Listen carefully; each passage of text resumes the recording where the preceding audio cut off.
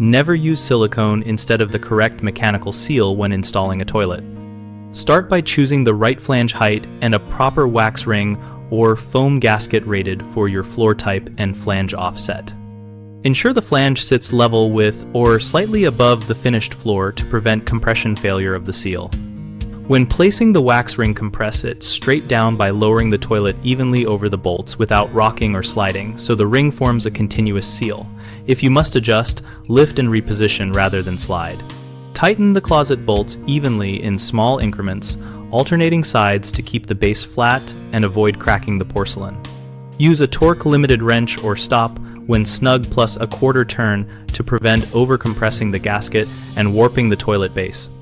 Finally, test for leaks by running water and applying a low-pressure flush while checking the base and the closet bend connection for any seepage.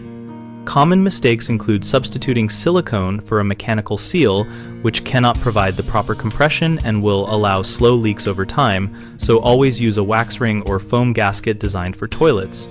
Another is undercompressing or overcompressing the seal because installers slide the bowl into place or over-tighten bolts. Place the bowl straight down and tighten bolts incrementally until snug. A third issue is improper flange height or damaged flange, causing the seal to fail.